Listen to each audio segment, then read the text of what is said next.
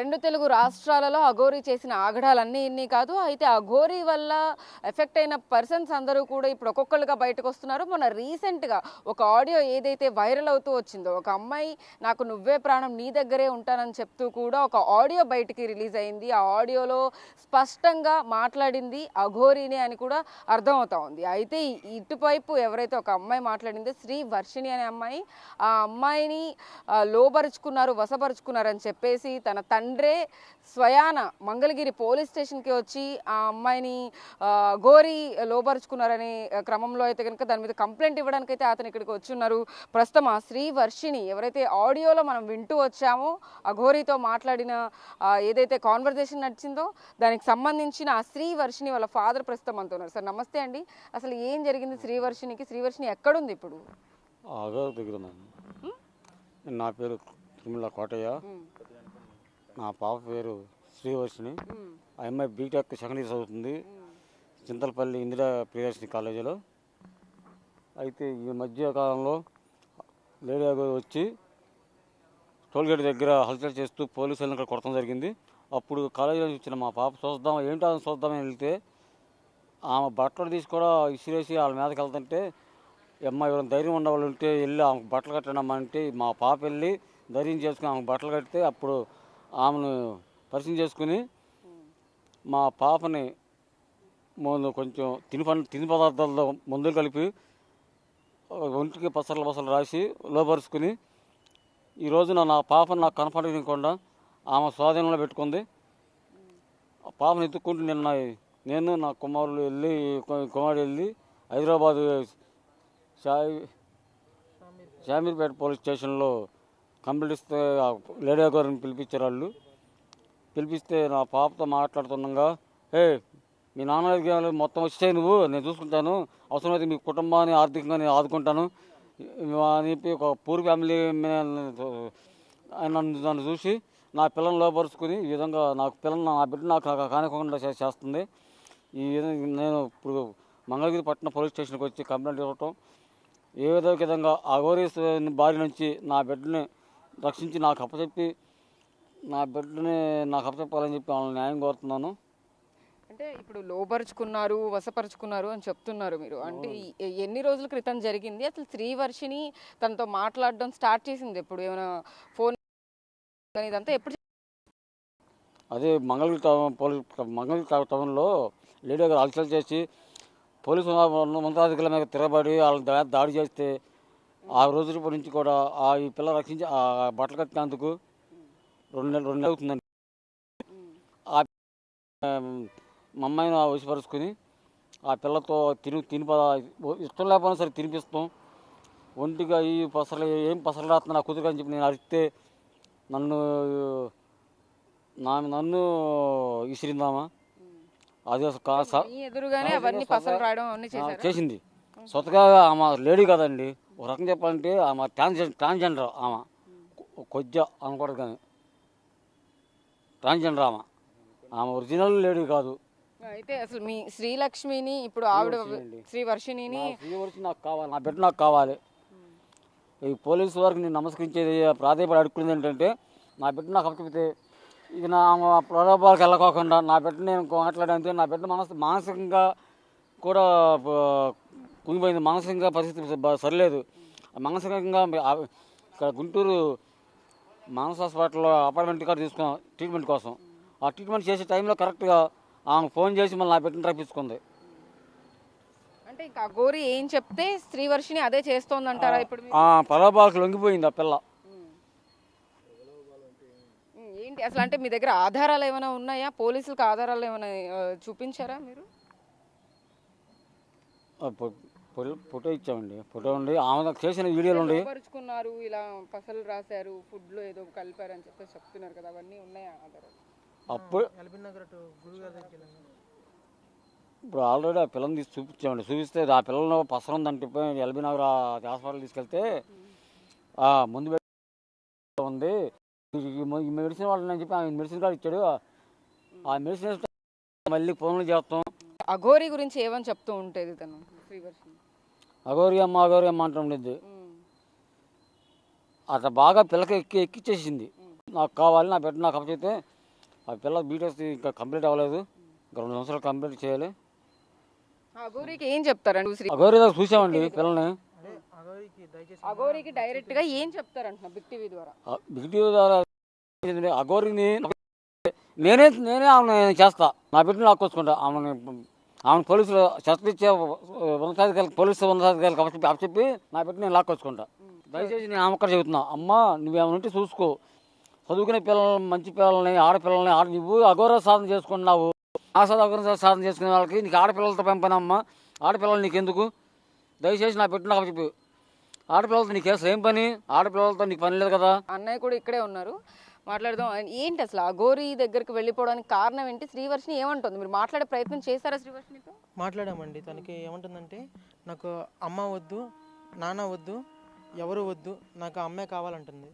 దీనికి కారణం ఏంటంటే, తను ఒక వారం రోజులు మా దగ్గర ఉంది. ఆ లేడీ అఘోరి వచ్చేసి మానసికంగా బాగా ఒక నిమిషం నాన్న, ఒకసారి ఏం జరిగిందంటే, టోల్గేట్ దగ్గర కారు పాడైపోతే మేము వెళ్ళాము. వెళ్ళి తనని తీసుకుని మా ఇంట్లోనే 2 రోజులు పెట్టుకున్నాము. తర్వాత కార్ రిపేర్, అఘోరిని తర్వాత కారు రిపేర్ అంతా అయిపోగానే తనని తీసుకుని ఆ కారు తీసుకుని వెళ్ళిపోయినాక తర్వాత నేను మిమ్మల్ని మర్చిపోలేకపోతున్నాను, మీరు నాకు చాలా ఆతిథ్యం ఇచ్చారు. కారు 2 రోజులు రిపేర్ అయిపోయింది. కారు రిపేర్ అయిపోయినా కూడా తను వెళ్లకుండా ఏడో ఉంటూ మీరు ఇచ్చే ఆతిథ్యం నేను మర్చిపోలేకపోతున్నాను అని చెప్పి మాటలు చెప్పి మా చెల్లిని సరే నేను మా అమ్మను కూర్చోబెడతాను. మా అమ్మని, అమ్మ నువ్వు వెళ్ళి లేడీ అఘోరి కదా, తనకి తోడుగా ఉండమ్మా అని చెప్పని తనంటే, లేదు నాకు మీ చెల్లి కావాలి, మీ చెల్లి నుంచి నాకు తోడుగా అని చెప్పని అంది. అందుకని తన్ని ఆమెతో ఒంటరిగా ఒక రూమ్లో ఉంచామన్నమాట. ఉంచితే ఒక రోజు ఏం జరిగిందంటే, నేను అనుకోకుండా వెళ్తున్నాను, రూమ్లోకి వెళ్తుంటే తను లేడీ అఘోరి మా చెల్లిని ఎదురుగా కూర్చోపెట్టించుకుని ఇలా చేతులతో ముద్రలలాగా ఇలా వేస్తూ ఏదో మంత్రాలు జపిస్తుంది. చేతులతో ఇలా ముద్రలు వేస్తూ ఏదో మంత్రాలు జపిస్తుంది. ఆ టైంలో నేను అనుకోకుండా సడన్గా నేను తలుపులు తిట్టేసరికి, ఏయ్ నువ్వు ఎందుకు వచ్చావు, నువ్వు లోపలికి ఎందుకు వచ్చావు, సడన్గా నేను పిలిచినప్పుడే రావాలి, ఇలా మేమిద్దరం ఏకాంతంగా ఉన్నాం, రాకూడదు అని చెప్పి నా మీద గట్టిగా కేకలేసింది. అమ్మాయి ఏంటమ్మా తర్వాత ఘోరంగా ఆవిడ అరిచినప్పుడు మీరు ఎలా రియాక్ట్ అయ్యారు? అంటే భయం వేసిందా? అప్పుడు ఆ టైంలో భయం వేసిపోయి ఇంకా నేను దమ్మట డోర్ క్లోజ్ చేసేసి నేను వెళ్ళిపోయాను. వెళ్ళిపోయాక తర్వాత కాసేపు ప్రశాంతంగా వచ్చినాక, ఏమి లేదు నాన్న, ఆ టైంలో మేము చిన్న పూజ చేసుకుంటూ ముద్రలో వేసుకుంటున్నామమ్మా, నువ్వు ఆ టైంలో అలా వచ్చేసరికి నాకు అలా కోపం వచ్చిందని చెప్పి తర్వాత ప్రశాంతంగా మాట్లాడింది. మీరు ఒక వీడియోలో చూసుండొచ్చు, మా అన్నయ్య విష్ణు మీద కూడా పడి ఇలాగా ముద్దులు పెడతానంటూ బొగ్గలు కొరుకుతూ, నాకు కూడా బొగ్గలు నచ్చాయి, నీ బొగ్గలు నాకు బాగున్నాయి అని చెప్పని బొగ్గలు లాగడాలు ఇలాంటివి చేసింది. మీకు ఒక వీడియో ఉంది కదా, ఆ వీడియోలో ఒక మన్నయ్య మీద పడతాం మీరు చూస్తాను. ఈ పర్సన్ అయినా అతను వీడియోలో మనం ఏదైతే చూస్తున్నామో ఇప్పుడు రైట్ సైడ్ బాక్స్ లో అక్కడ? అవునండి ఈయనండి విష్ణు. ఈయన మీద పడి ఎలా అయితే చేస్తున్నారో ఆ పర్సన్ అయితేను విష్ణు. అవునండి. మీ ఇంట్లో ఉన్నప్పుడు కూడా ఎలా బిహేవ్ చేసేది ఆవిడ? ఇప్పుడు మీ చెల్లితో ఏకాంతంగా రూమ్ లో కూర్చుని ముద్రలు వేస్తోందని చెప్తున్నారు, అలా ఇంకా ఎలా వైలెంట్ రియాక్షన్స్ ఏమైనా ఉన్నాయి? మా చెల్లితో పద్దాక ముద్దులు పెడతాలు, నన్ను కూడా పిలిచి పక్కగా బుగ్గలు లాగడాలు. భలే ఉన్నాడే మీ అన్నయ్య, ఒకసారి రాత్రి నా పక్కలో పడుకోబెట్టించుకుంటాను, ఇలా మాట్లాడింది. ఇలా చెప్పొచ్చో లేదో తెలియదు కానీ ఓ రోజు యాక్చువల్గా ఈ విషయం మా అన్నయ్యకి కూడా తెలియదు. ఓ రోజు డబ్బులు ఇచ్చి ఒక బీర్ బాటిల్, సిగరెట్లతో పాటు కాండం ప్యాకెట్ కూడా తీసుకురమ్మని చెప్పని అనడం జరిగింది. నేను ఎందుకంటే ఆల్రెడీ జెండర్ మార్చుకున్నారు, దాంతో ఏం పని ఉంటుందని చెప్పేసి ఆవిడ తీసుకురమ్మని ఉంటారు. మాతోనే ఇలా సెక్షువల్గా ఎఫెక్షన్ పెట్టుకుందాం అని చెప్పి చూసింది. నేనైతే లొంగలేదు. అమ్మ తప్ప, అమ్మ మీరు పెద్దవారు. డైరెక్ట్ గా అఘోరి మిమ్మల్ని ఇలా సెక్షువల్ గా మూవ్ అవుదాం, ఫిజికల్ గా ఉందాం అని చెప్పేసి అడిగారా? కాండమ్స్ తీసుకురమ్మంటే ఇంకా దానికి అర్థం అదే కదండి. ఇంకా అనగానే అమ్మ మీరు పెద్దవాళ్ళు కదమ్మా, మా వాళ్ళు కాదని చెప్పని అని చెప్పి దండం పెట్టి నేను అంతా స్కిప్ చేశాను. ఆ తర్వాత రోజు సాయంత్రం ఇలాగ మా అన్నయ్య మీద పడి ముద్దులు పెడతారు ఇలా చేసింది, వీళ్ళు చేసింది. అసలు నా దగ్గర ఉండబాకండి, మీరు ఏంటంటే నాకు మూడొచ్చేస్తుంది, నేను ఉండలేనని చెప్పానండి. మా చెల్లితో కూడా ఏంటంటే, మీరు సిగరెట్ ఉంది కదండి, సిగరెట్ని మామూలుగా ఎవరైనా వెలిగించుకుని నోట్లో పెట్టుకుని పెట్టుకుంటారు. మా చెల్లి చేత మీకు మలద్వారం ఉండేది కదండి, మలద్వారంలో సిగరెట్ పెట్టించుకుంటుందండి మా చెల్లి చేత. ఓ రోజు మా చెల్లి పెడతంటే చూశాను నేను. అప్పుడు తన ట్రాన్స్లోకి వెళ్ళింది. అప్పుడు తన ట్రాన్స్లోకి వెళ్ళి అలా తను ఏది చెబితే అది చేస్తుంది. తను వశపరుచుకోవడం ఇదంతా మీరు నమ్ముతున్నారా? అంటే తను ఏదో మందు పెట్టింది ఏదో చెప్తూ ఉన్నారు కదా. నా అమ్మ, నా అన్న, నా విష్ణన్నయ్య, నా చదువు, నా కెరీరు, నా గోలు అని అనుకున్న పిల్ల ఆవిడ పరిచయం అయిన 7 రోజుల్లోనే సడన్గా నాకు మీరెవ్వరు వద్దు, నాకు ఆమె కావాలి అని చెప్పండి అంటే ఎవరైనా సరే మందు పెట్టకుండా పైగా నా ముందే ఇలా ముద్రలు వేస్తూ లేదమ్మా నేనేదో సాధన చేసుకుంటున్నాను మీరు వాళ్ళ సడన్గా వచ్చేసరికి ఇలా అని మాట మార్చడం, నా మీద అలా గట్టి కేకలేయడం. మీ మీద ప్రయోగించలేదా? ఓన్లీ మీ చెల్లి మీద ప్రయోగించింది అంటారా? మీ అందరూ ఎందుకు మేమందరం దూరంగా ఉండేవాళ్ళం. ఆ పిల్లని ఒకదాన్ని దగ్గరగా ఉంచడం వల్ల ఆమె ఒక ఆడవాళ్ళు అన్నట్టుగా భావించి మేము మా చెల్లిని ఒకదాన్ని దగ్గరగా ఉంచడం. మా అమ్మ ఉంచుదామంటే మీ అమ్మొద్దు, నాకు మీ చెల్లె కావాలి, మీ చెల్లిని దగ్గరగా ఉంచి అన్నారు. అయితే మా చెల్లిని ఇలా ఉంచి వశపరుచుకోవడం జరిగింది. అయితే ఇందులో మొన్నటిదాకా మా చెల్లికి ట్రీట్మెంట్ ఇద్దామనే టైంలో ట్రీట్మెంట్ ఇద్దామంటే మా అమ్మ కూడా అడ్డుపడుతున్నారు. ఎందుకంటే మా అమ్మకు కూడా కొంచెం డబ్బాస్ చూపించారేమోనని నాకు అనుమానంగా ఉంది. మా అమ్మ కూడా ఇప్పుడు బాధపడుతున్నారు కానీ డబ్బాస్ చూపించినప్పుడు మా అమ్మ ఇలాగా ట్రీట్మెంట్ జరగనివ్వకుండా రకమే అంటారా? మీ అమ్మగారు కూడా అంటే డబ్బులు చూపిస్తే అంటే ఏమైనా ఫైనాన్షియల్గా ఉపయోగపడితే అని అనుకుని భావించుంటారా? ఫైనాన్షియల్ భావించారని అనుకున్నాను. సాధించి నేర్పించి పంపించేస్తానని చెప్పాను. మా అమ్మకి అలా మాయ మాటలు చెప్పి కొంచెం డబ్బాస్ చూపించారు. మా అమ్మగారు కూడా మా చెల్లికి ట్రీట్మెంట్ జరగనివ్వకుండా అడ్డుపడ్డారు. ఆ టైంలో మేము ఒక మజ్జిగలో ఏదైతే మందు ఉందో ఆ మందు కక్కించడానికి మెడిసిన్ కలిపి ఇస్తుంటే మా అమ్మగారు కూడా ఇవ్వనివ్వలేదు. ఆ టైంలో లేడీ గారి కూడా ఫోన్ చేసి ఇవ్వద్దు, ఎలాంటి ట్రీట్మెంట్ తీసుకోవద్దని చెప్పని అన్నట్టుగా మాకు తెలిసింది. అందుకని సో మీరు డైరెక్ట్గా మాట్లాడి శ్రీవర్షిని పంపించమని అడగలేకపోయారా అఘోరిని? తన మందుల వల్ల ఆ లేడీ గారి చేసిన ఇన్ఫ్లుయెన్స్ వల్ల మా చెల్లి మానసికంగా కుంగిపోయి నేను వెళ్ళను వాళ్ళతో, నాకు మా అమ్మ నాన్న వద్దంటున్నారు. తను మెయిన్గా ముఖ్యంగా చెప్పాలంటే మా చెల్లి మానసికంగా బాగోలేదు. మేము గుంటూరు మానస హాస్పిటల్లో కూడా అపాయింట్మెంట్ తీసుకుంటే హాస్పిటల్ తీసుకెళ్దాం అన్న టైంలో మా అమ్మగారితో ఇలాగా మీరు తీసుకెళ్ళొద్దు హాస్పిటల్కి అని చెప్పడం జరిగింది. అందుకని ఇలా హాస్పిటల్కి తీసుకెళ్ళకుండా అదే రోజున వెళ్ళిపోవడం జరిగింది మా చెల్లి. సో ఇప్పుడు మీరు కంప్లైంట్ ఇచ్చారు కదా, పోలీసులు ఏమంటున్నారు? మీ చెల్లిని మళ్ళీ రిటర్న్ మీ ఇంటికి పంపిస్తాను అని చెప్పేసి తీసుకొచ్చి మాట్లాడించి ఆ పిల్లని వాళ్ళ సంక్షంలోనే ఆ మానస హాస్పిటల్కి తీసుకెళ్లి ట్రీట్మెంట్ ఇప్పిస్తానన్నట్టుగా మాకు చెప్పారు. అఘోరిని తీసుకొస్తా అన్నారా? కస్టడీలోకి తీసుకుంటారా? అఘోరితో ఇప్పుడు మా చెల్లి ఉంది కాబట్టి తీసుకొచ్చి అక్కడ ఉంచి ఒక కానిస్టేబుల్ని ఇప్పించి మా చెల్లిని మమ్మల్ని తీసుకుని మానస హాస్పిటల్ తీసుకెళ్ళి ట్రీట్మెంట్ ఇప్పిస్తాను అన్నట్టుగా అన్నారు ఎస్ఐ రవీంద్ర గారు. అంటే చాలా వైలెంట్గా బిహేవ్ చేసిన పరిస్థితులు మనం చూసాం అఘోరి చాలా సార్లు. ఇప్పుడు మీ ఇంట్లోనే ఉన్నారు అని అంటున్నారు, మిమ్మల్ని కొట్టడం కానీ అలాంటివి ఏమైనా చేశారా ఇంట్లో? మా ఇంట్లో ఉన్నప్పుడు అంతా బాగానే ఉందండి. సెక్సువల్ హెరాస్మెంట్స్ చేశారు బాగా మిమ్మల్ని కూడా. నాకు అది కావాలి, నాకు ఇవ్వండి అని చెప్పని. సో ఇదిగో ఈ పర్సన్ని కూడా మాట్లాడడం అంటే ఈయన మీద ఎక్కడం కానీ తను ముద్దులు పెట్టడం అవన్నీ చేశారు. అప్పుడు ఎలా అనిపించిందండి? మీరు ఏం అడ్డుకోలేదా? తోసేసేవాడిని అండి. తోసేసినా కూడా తనకి నాకన్నా బలం ఎక్కువ. 2 చేతులు మడత పెట్టేసి వెనకాలకి పెట్టేసేసి బుగ్గలు గట్టిగా కొరకటం. ఇప్పటికీ అది ఇంకా చూడండి ఇలాగా. ఇదంతా కూడా ఈ నెల రోజుల్లోనే జరిగిందండి. ఈ 30 డేస్లోనే జరిగింది ఇదంతాను. మీదకి కొరకడాలు, గొడవ చేయడాలు. ఆవిడ ఫీమేల్ మేల్ కాదు, అసలు తనకి ఆడవాళ్ళు కావాలి. ఇప్పుడు మీకు కనిపిస్తుంది ఒక శ్రీవర్షిని. కానీ మాకు ఈ 10 రోజుల్లో మేము తెలుసుకుంది ఏంటంటే ఇందులో ఒక ఆవిడనే పెద్ద పెద్ద కేకలు పెడితే అక్కడ ఉన్న ఇన్స్పెక్టర్ కూడా పట్టించుకోలేదు. ఇక్కడి నుంచి మేము ఎటువంటి కంప్లైంట్ తీసుకెళ్ళకపోవడం వల్ల అక్కడ ఉన్న అమ్మాయి కూడా మాట్లాడిచ్చింది కానీ ఏది కూడా రికార్డ్ చేయలేదు వాళ్ళు. అక్కడ ఉన్న ఆడవాళ్ళు కూడా ఆవిడకి సెక్షువల్ హెరాస్మెంట్స్ ఉన్నాయి. దీనితోడు అమ్మాయి కాదండి, పూర్తిగా మగ లక్షణాలు ఉన్న ఒక అల్లూరి శ్రీనివాస్ మాత్రమే అది. దీనికి సంబంధించి వివరాలు కూడా మీకు హైందవ డెవలప్మెంట్ సొసైటీ అధ్యక్షుడు మన అనిల్ బెహ్రా గారు అని చెప్పి గుంటూరులో ఉంటారు. గారి దగ్గరికి వెళ్ళినప్పుడు ఈ లేడీ గురి కూడా అక్కడికి వచ్చింది. నిద్రపోతున్నాను, అందరూ పడిపోయారు. ఎందుకంటే ఆవిడ చేసే రాద్ధాంతం అట్లా ఉండింది. అవుతుంది ఆ తాగి ఏం చేస్తుంది. అన్నిటికీ డబ్బులు ఎక్కడి నుంచి వస్తున్నాయండి? దాదాపు 2 నెలలు ఆవిడ వెనకాల తిరిగాను. ఆ తిరిగినందుకు కూడా నాకు నెలవారీ ఖర్చులు కూడా ఆవిడే ఇచ్చింది. ఎలా వచ్చేవి అవి నా కళ్ళ ద్వారా నేను చూసింది ఏంటంటే దీనిలో పొలిటీషియన్స్ టాక్స్ కూడా కొన్ని విన్నాను నేను. పొలిటీషియన్స్ అంటే పేర్లు చెప్పకూడదు. ఆ పొలిటీషియన్స్ పేర్లు కూడా విన్నాను నేను. తర్వాత ఈ ఎవరైతే ఈ ధార్మికవేత్తలు ఉంటారు కదా, హిమాలయన్ యోగి అని తర్వాత ఉన్నారు, ఇంకా చాలామంది ఉన్నారు. ఆవిడ లిస్టులో కొన్ని మెసేజ్లు కూడా నాకు వస్తుంటాయి. అప్పట్లో తెలుగు రాక నా చేత చదివిస్తుండేది. ఇవన్నీ కూడా వాళ్ళ దగ్గర నుంచి ఫండ్స్ వస్తాయి. ఈవిడ పూజల పేరుతో చేసేది కానీ ఈవిడికి ఏమీ రాదు. ఈవిడకల్లా వచ్చిందల్లా మందులు పెట్టడం, వశీకరణం అనే చిన్న చిన్న కాన్సెప్ట్లు, దిష్టి తీయడాలు ఇవన్నీ చేసింది.